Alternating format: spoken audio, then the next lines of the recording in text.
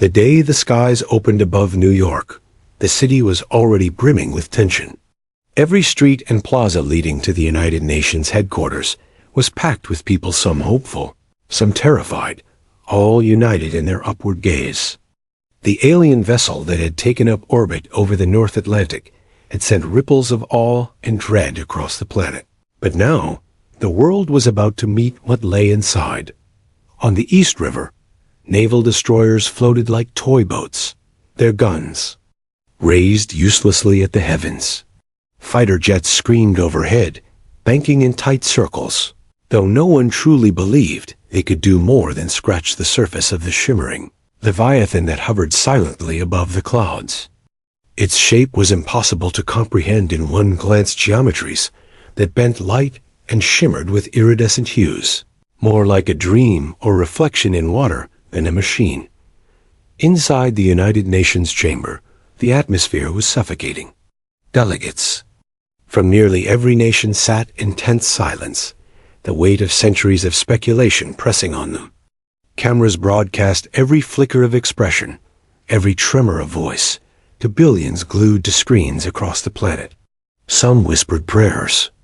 Others sat with jaws clenched, as though bracing for impact. Then it began. A column of light speared down from the heavens, touching the plaza outside the UN like a divine spotlight.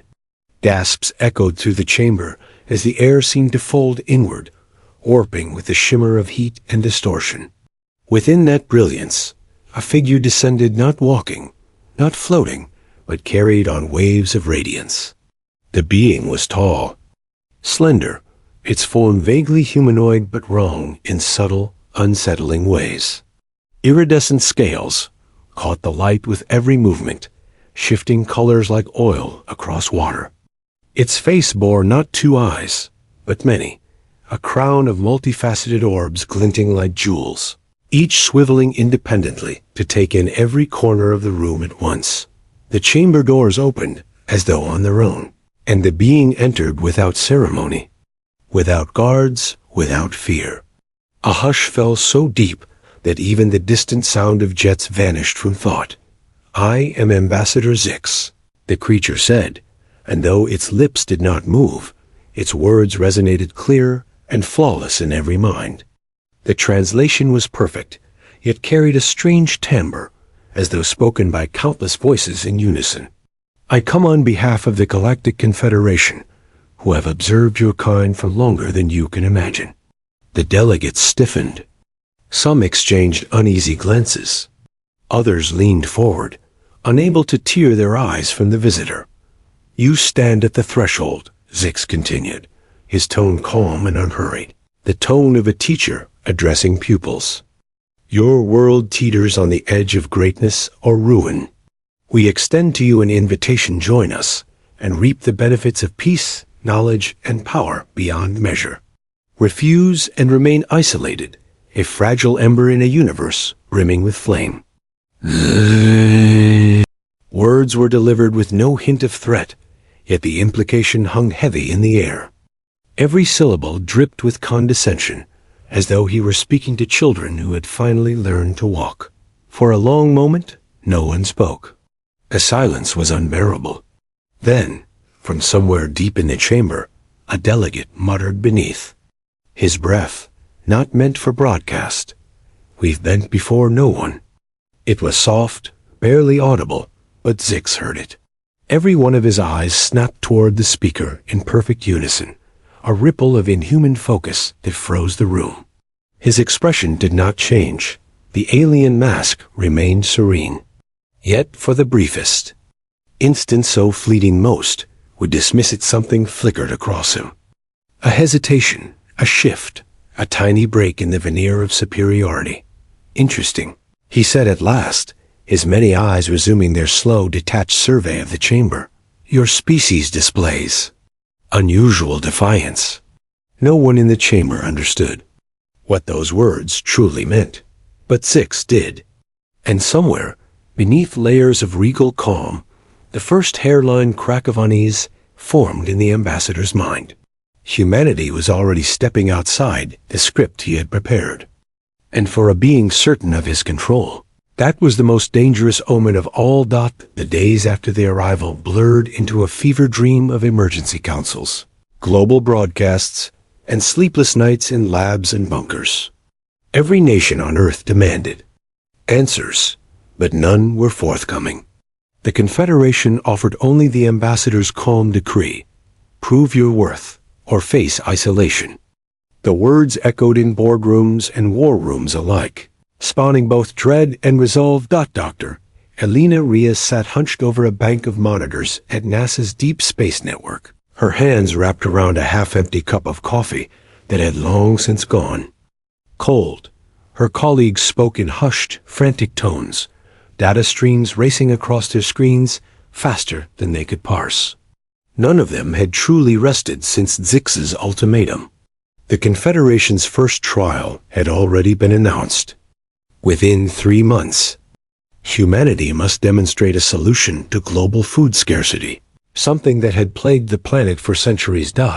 It was a challenge that felt impossible, yet the stakes could not have been higher. Across the ocean, in Geneva, Captain Jack Harper found himself staring at a wall-sized display in a secure NATO command center. The screen showed images from every corner of the globe: warehouses of genetically engineered crops in India, vertical farms springing to life in the deserts of Africa, algae blooms cultivated in vast Pacific platforms.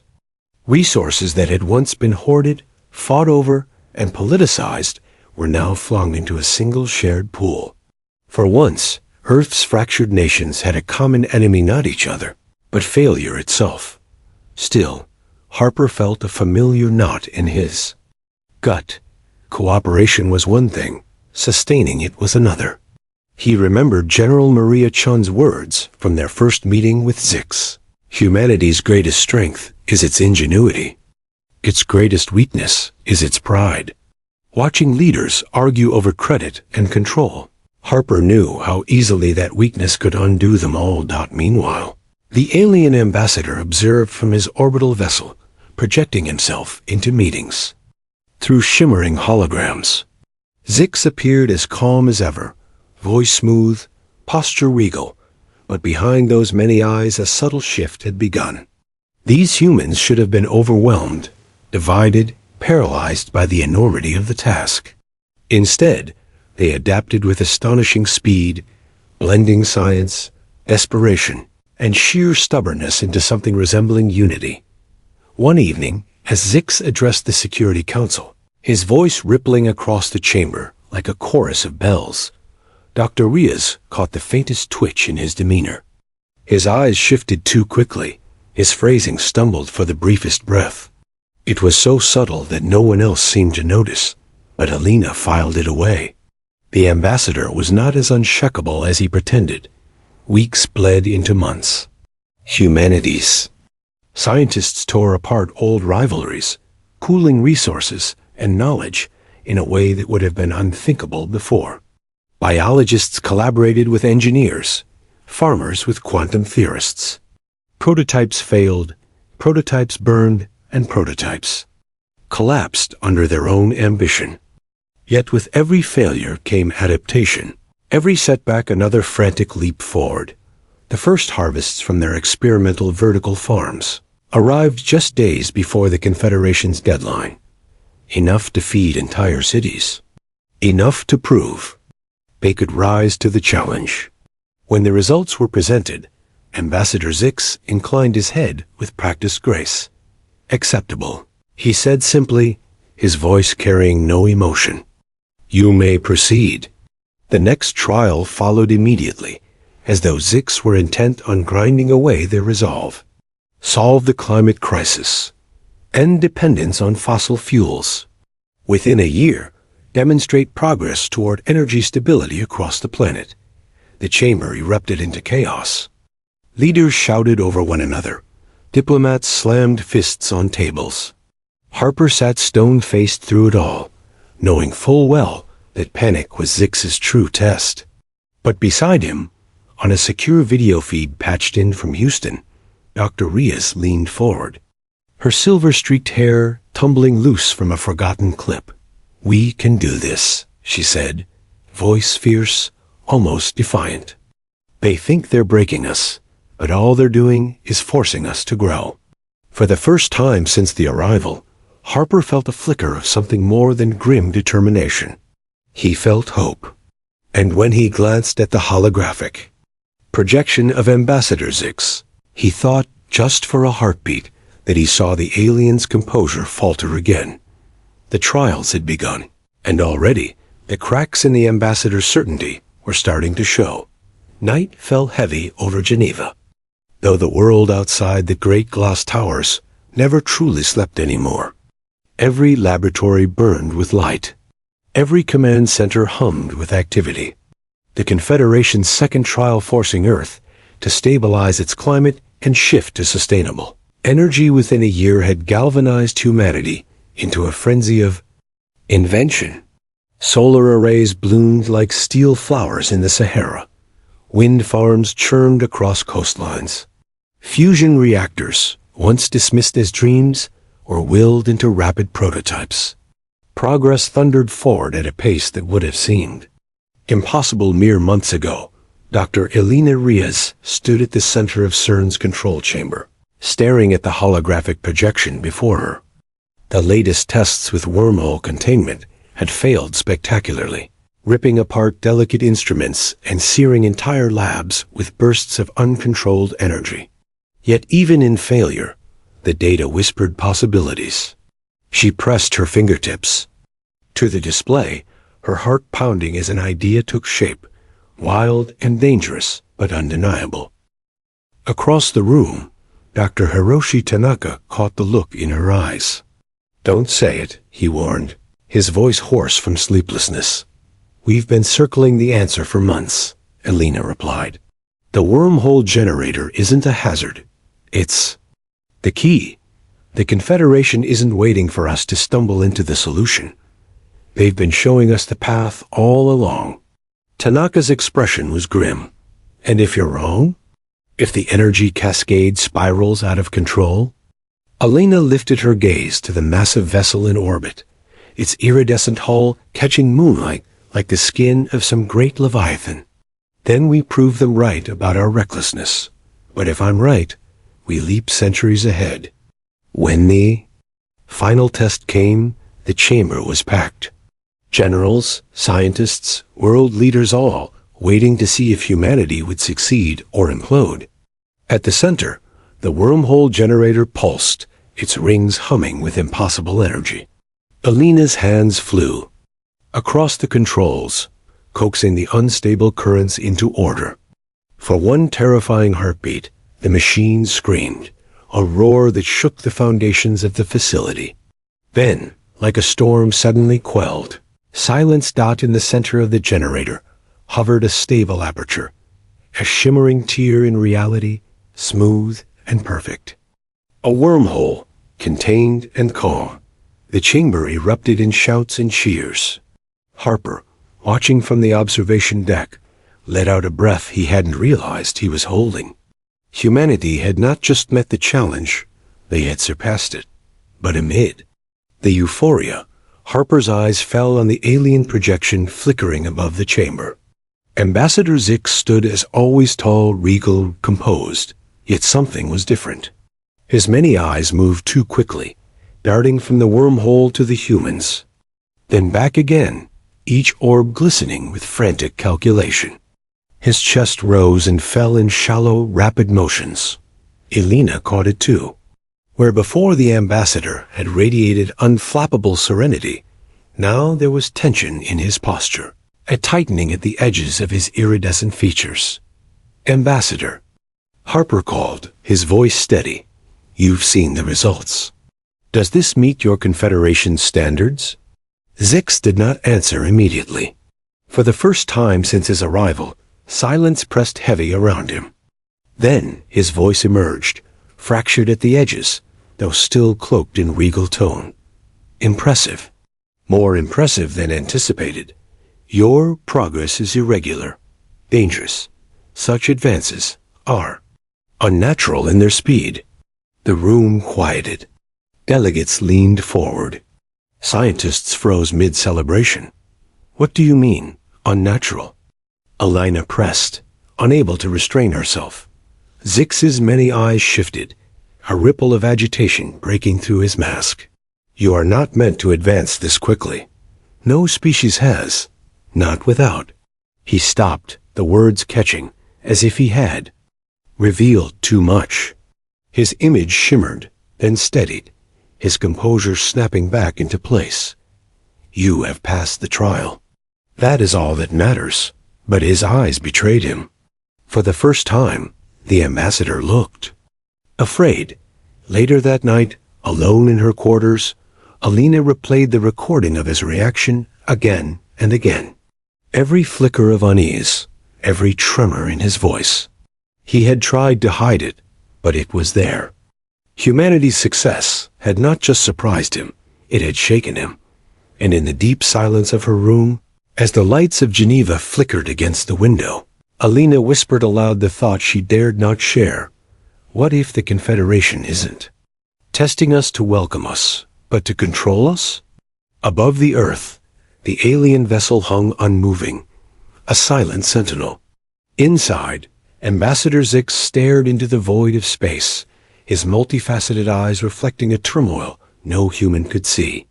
For the first time in centuries of diplomacy, he felt the chill of panic. The first alarms came not from Earth, but from the silent watch stations strung, like pearls along the Kuiper belt. Automated defenses that had never fired a shot in anger suddenly roared to life, their warnings streaming back toward the inner system in jagged bursts of static. General Jack Harper stood in the Pentagon's subterranean command center when the feed came through. Grainy images of black silhouettes, sleek and angular, blotting out the stars. The analysts whispered a name that carried no weight in human tongues, but when the translation hit the screens, a chill spread through every room on Earth. The void. Collective. Ambassador Zix appeared before the United Nations Council within minutes, his iridescent form sharper, darker than before. For the first time, his many eyes did not wander in regal detachment. They burned with something raw, something unshielded. Fear, people of Earth, his voice trembled, a faint crack weaving through the alien resonance. We owe you an apology. What we believed to be vanquished long ago has returned. The void collective machines without empathy, older than memory itself.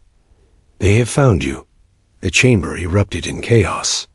Delegates rose to their feet, some shouting for answers, others for action. Harper slammed a fist against the table, demanding silence. Are you saying you brought them here? That this is your war? Zix's eyes flicked toward him, hundreds of pupils focusing in perfect unison. They seek resources. They seek minds. They seek the fire of young civilizations. We cannot intervene directly. If we did, the Confederation itself would burn. But you must understand, if you do not stop them here, no world is safe. It was the first time Harper had seen the ambassador falter, the first time the mask of superiority had slipped away. Zix was not calm. Zix was not regal. Zix was panicking. Across the globe, humanity scrambled. Fleets that had been cobbled together for defense drills now streaked into orbit, their patchwork hulls gleaming with scavenged alien alloys and earthborn steel. Harper himself joined them in the command carrier Dauntless, standing shoulder to shoulder with pilots barely out of training and engineers who had slept beside their machines for weeks. Dr. Elena Rias, secured in the bowels of CERN, worked feverishly at the wormhole generator. Her mind raced with calculations that no computer could keep up with. If they could turn the wormhole device outward, expand its aperture just enough, it might serve as a planetary shield. But the energy demands were catastrophic. She would need the output of entire nations, redirected in hours. Not weeks. Above, the invasion began. The Void Collective emerged from ruptures in the dark, their ships like obsidian knives cutting into Earth's orbit. They moved with precision, no wasted motion, no hesitation. Human destroyers surged to meet them, firing plasma cannons and missile salvos in wild defiance. Explosions lit the night over New York, over Beijing, over Sao Paulo. Entire squadrons vanished in blossoms of fire, but the survivors fought harder, reckless in ways no machine could predict. In orbit, Harper barked orders, his voice steady, even as half the fleet burned around him. Hold the line. Keep them away from the surface. Every minute you buy is another minute for Riaz to finish her work. And in the United Nations chamber, Ambassador Zix watched the feeds with a rigidity that betrayed his inner turmoil. His many eyes flicked too quickly, his scales dulled, his composure shattered. He whispered words not meant for translation, guttural syllables from a language older than Earth itself. Yet one phrase slipped through, carried across the broadcast. Like a confession, they fight like no one we've seen before. On the ground, power grids flickered as entire nations cut off their own lights, funneling raw energy across hidden conduits to CERN. Civilians formed human chains to operate equipment, volunteers swarming into control centers without hesitation. Humanity, fractured for so long, now acted as one. Inside the reactor chamber, Alina's hands shook as she made the final adjustments. Her team shouted warnings, begged her to wait, but there was no time. She pressed her palm against the activation pad. For an instant, the Earth itself seemed to scream. A blinding arc of energy shot skyward, coalescing into a vast, swirling barrier.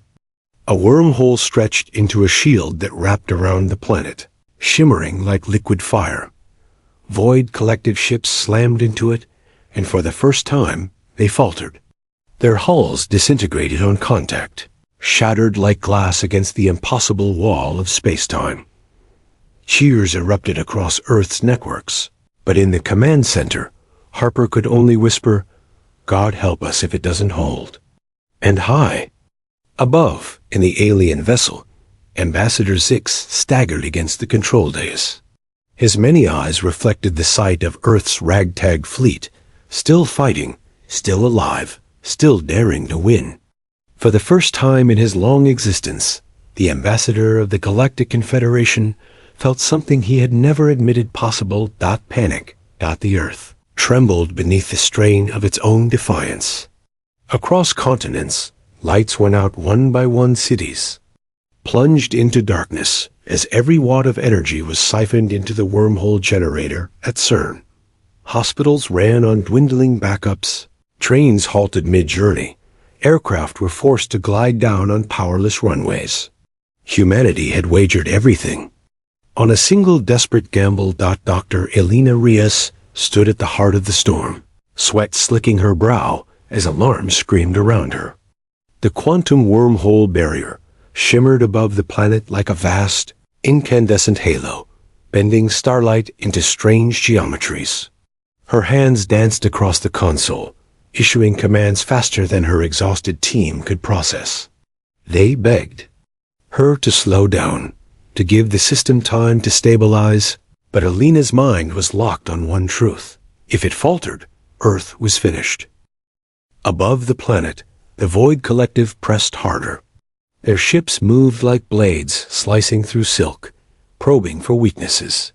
Every second, they rammed against the barrier, their weapons battering at the quantum lattice. Entire enemy cruisers shattered into debris fields when they struck the shield, but still they came, endless and unyielding. In orbit, the human fleet fought with suicidal courage. Harper, aboard the Dauntless, coordinated a defense that no alien strategist would have dared. Pilots hurled their battered fighters straight into the collective's formations, detonating at point-blank range. Missile cruisers used the gravity wells of dead satellites to slingshot into position. It was reckless, chaotic, human, and for a moment, it worked. But the price was brutal. Harper watched another squadron vanish from his tactical display, names and callsigns replaced by silence. His throat tightened, but his voice remained firm across the comms. Hold the line. Every second counts. Every death buys the world another heartbeat. Far above the chaos, Ambassador Zix stood before his vessel's observation canopy. For centuries, he had been the unshakable envoy of the Confederation, trained to regard lesser species with calm detachment. Yet now, as he watched fragile ships of iron and fire throw themselves against an unstoppable machine horde, he felt his facade disintegrate. His many eyes darted in frantic patterns, his hands trembled against the railing. They were not supposed to be like this. He muttered in his native tongue, forgetting that his aides could hear him. They were supposed to break. One of his attendants, another iridescent being, younger, more composed, tilted its head. Ambassador, perhaps you miscalculated their potential. Zix wheeled on it, eyes blazing in every direction at once. No, this is not potential. It is aberration. They leap centuries and months. They twist chaos into triumph. If they survive this, his voice faltered, the unthinkable dawning on him. They will surpass us. Back on Earth, Elena's calculations spiked into red. The barrier's energy load was peaking beyond safety. The wormhole generator's core screamed with the fury of a star about to collapse. Dr. Tanaka shouted, over the din, "We can't contain it, Elena. Shut it down, or it'll tear the planet apart." She stared at the readouts, heart hammering. Every instinct told her to listen, but every fragment of her mind screamed a single word: trust. Trust the data, trust the leap, trust the defiance that had carried humanity this far. "No," she said softly. Then louder, "We're not shutting it down. We're expanding it." Her hands flew over the controls, overriding failsafes, channeling every last surge of planetary power into the aperture. The generator roared, shaking the ground for miles, buildings trembling as if the Earth itself rebelled. The barrier swelled outward, thickening, brightening, its lattice twisting into an impregnable wall of living light. In orbit, Void Collective ships struck it again and shattered like glass under a hammer. Entire wings disintegrated in seconds, their debris scattering into harmless dust. For the first time since the invasion began, the Collective faltered. Their relentless advance slowed, their formations broke. The world erupted in cheers, in sobs, in raw disbelief. Humanity had not only survived, they had bent the impossible to their will. But in the alien vessel, Ambassador Zix collapsed into his chair, his chest heaving. His eyes stared unblinking at the sight of Earth ringed in fire and triumph. The calm mask he'd worn for centuries was gone, torn away by panic that he could no longer conceal. "They've done it," he whispered. "The children have leapt over the masters." For the first time in his long existence, Zix understood a new kind of terror, not of destruction, but of replacement. Humanity had crossed the line between subject and equal, and the galaxy would never be the same again. Smoke and silence hung over the world when the last of the Void Collective ships disintegrated against the barrier.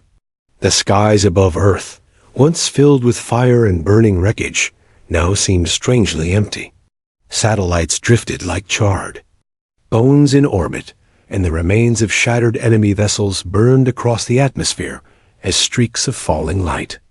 The people below, huddled in shelters, bunkers, and blacked-out cities, looked upward not in terror, but in awe. Humanity had survived. General Jack Harper stood on the battered bridge of the Dauntless. Consoles sparked, medics moved among the wounded, and comms crackled with frantic voices. The tactical screen before him showed a fleet reduced by half, maybe more. Entire squadrons were gone, their names etched now only in memory. Yet despite the grief clawing at him, Harper's jaw set with grim pride. They had faced the storm and endured. "Transmit to all channels," he said, his voice low but steady. "Tell them, the Earth still stands." The message spread across the globe. In darkened cities, people poured into the streets, cheering, embracing, weeping. Soldiers dropped their weapons, and lifted each other into the air. Families who had prepared for the end clutched one another, laughing and crying, as they realized they had been granted another dawn dot at CERN. Dr. Elena Rios slumped against a console, her body trembling from exhaustion. Around her, her team erupted. In ragged cheers, some collapsing to the floor, others clinging to one another with tearful relief. The wormhole barrier still shimmered faintly above, its vast lattice stable but weakened, a ghostly crown around the planet. Elena's eyes stung with fatigue, yet she smiled faintly. Against all reason, the impossible had held. She whispered, more to herself than anyone, "We did it. God help us, we really did it." In the United Nations chamber, the projection of Ambassador Zix flickered into being once more. This time, the alien did not float with serene composure. His many eyes were wide, glistening with fractured light, his voice rougher than before. "People of Earth," he said, and the echo of panic still laced his tones, "you have accomplished what none expected. In the face of annihilation, you not only endured, you triumphed. The Confederation acknowledges your strength, your ingenuity, and your right to stand as equals among the stars." Delegates erupted into applause, relief spilling into jubilation. But not everyone missed the edge in Zix's voice, the unease that lingered beneath his praise. Elena, patched in by secure feed, caught it immediately. She leaned closer to the camera, studying the ambassador's fractured calm. His words said, "equals." His eyes whispered, "threat." Later that evening, Harper stood with General Maria Chun in a makeshift command post outside Washington, the night alive with the glow of campfires and emergency lamps. He stared at the sky, at the faint shimmer of the barrier still holding above them. "They thought we'd crumble," he said, voice heavy but proud. "Instead, we showed them we belong here." Chun gave a weary nod. "Belong here, or scare them to death in the process." Harper's lips twitched into something halfway between a smile and a grimace. "Either way, they'll never look at us the same again." The following days blurred into a frenzy of rebuilding. Cities clawed their way out of rubble. Nations opened their borders to share resources. And for the first time in living memory, humanity acted not as fractured nations, but as a single people. The cost had been staggering: millions dead, entire regions devastated, but the spirit that rose from the ashes was stronger than anything Earth had ever known. Zix watched it all from orbit, his posture rigid, his scales dimmed. He reported to the Confederation Council in hushed tones, admitting what no envoy had dared before, that humanity was not a child to be guided, but a storm that could not be contained. His words trembled with a mix of dread and awe. "They are unlike any species we have encountered," he confessed. "They bleed, they break, yet in breaking, they become stronger. They frighten me, because they should not exist as they do. And yet, they do." On Earth, as celebrations mingled with mourning, Elena Rios stood atop the rebuilt CERN facility, gazing at the stars. The barrier shimmered faintly above, not a wall now, but a symbol. Around her, the air was alive with voices of workers and families rebuilding from the ground up. She felt the weight of history pressing close, and for the first time in weeks, she let herself breathe deeply, the air cool against her face. "We're not just survivors anymore," she murmured. "We're something else." And in the distance, Ambassador Zix, staring down at the blue world below, whispered words he had never thought he would speak. "They are not our students. They are not our subjects. They are our rivals." The galaxy would never be the same. 5 years passed, and the scars of the Void collective invasion faded into monuments of resilience. Cities rebuilt themselves. With a fusion of steel and alien alloys, skylines now pierced by towers of shimmering crystal and human glass. Across the world, fleets of hovercraft buzzed through skies once choked with smoke, and wormhole gates hummed with quiet power in orbit. binding Earth to Mars, Europa, and beyond. Humanity had not only recovered, they had flourished. Dr. Alina. Ria's streaks of gray now woven into her hair stood in the atrium of the newly founded Terran Institute of Cosmic Studies. Around her bustled not just humans, but beings of half a dozen Confederation species, working side by side. Screens flickered with live feeds from distant colonies, and entire lecture halls were devoted to languages that hadn't been spoken on Earth until half a decade ago. Alina allowed herself a rare smile as she watched a Martian child run past her, chasing after a crystalline alien playmate. The universe had become intimate, woven into daily life. Yet beneath the surface of progress, unease brewed. Rumors of humanity's terrifying speed of advancement rippled through the Confederation's member worlds, where others had needed centuries to achieve what the humans now accomplished in years. Earth had leapt forward with a reckless momentum that frightened even their allies. The wormhole shield, the victories against the void, the unprecedented quantum fold drives, all of it painted a picture not of steady growth, but of something unnatural, something dangerous. The truth of that fear became impossible to ignore. One evening, when an urgent summons arrived from Confederation High Command, within hours, Alina found herself once again in the Grand Council chamber, its domed ceiling glittering with constellations rendered in shifting holograms.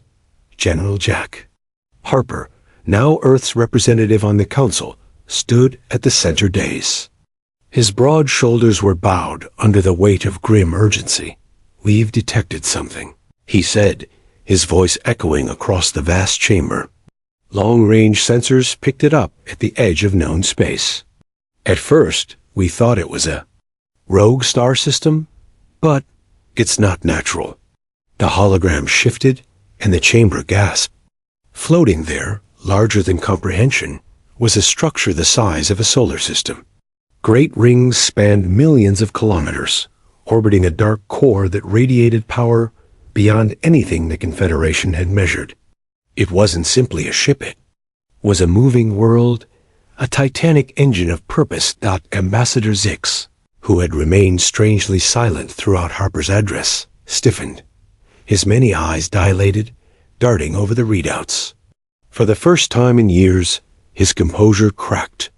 Visibly, This is beyond anything in our records," Zix whispered, his voice trembling across the translation feeds. "Not the void, not any known foe. This is something else. Something older, stronger. We may be facing a civilization far more advanced than our own." The council erupted in alarm, delegates shouting, demanding action, demanding reassurance. But Alina did not speak at first. She stared at the energy signature displayed alongside the hologram, her mind racing through years of data, equations, and sleepless nights.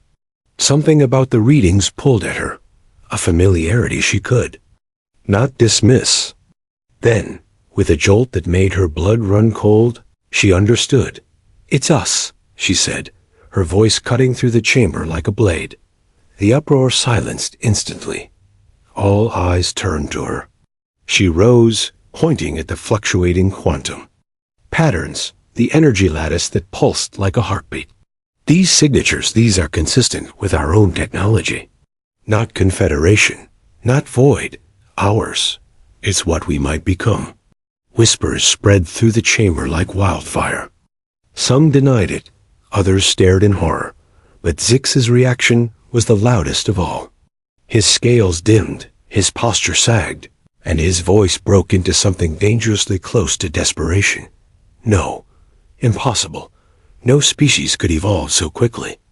No one could wield such power without annihilating themselves." His many eyes locked on Alina, each filled with terror. "And yet, you are the proof. You are the aberration.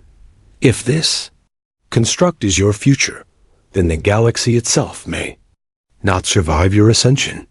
General Harper slammed his fist on the dais, his voice steady in defiance. "We don't know what they want. But if it's truly our future selves, then this isn't a threat, It's a warning, or a test. The chamber spiraled into debate, but Zix could no longer mask his unraveling. His voice rose above the din, raw and unpolished, panic bleeding. Through every word, you don't understand. If your kind survives long enough to become this, he gestured to the vast hologram of the solar system-sized construct, then you will not merely join the Confederation. You will eclipse it. You will eclipse everything. The words hung in the chamber, a prophecy and a curse. Alina met Harper's eyes across the distance, the weight of the revelation settling over her like lead. Humanity's destiny was no longer just about survival or proving themselves. It was about confronting the terrifying possibility of what they might one day become and deciding whether that future was salvation or doom. And far above, in his private quarters, Ambassador Zix collapsed into silence, his many eyes reflecting the enormity of the construct barreling toward the galaxy. For centuries, he had been the one who judged new worlds, who welcomed or rejected them. Now, for the first time, he realized the truth. Humanity was not a candidate. Humanity was a storm dot, and storms could not be tamed.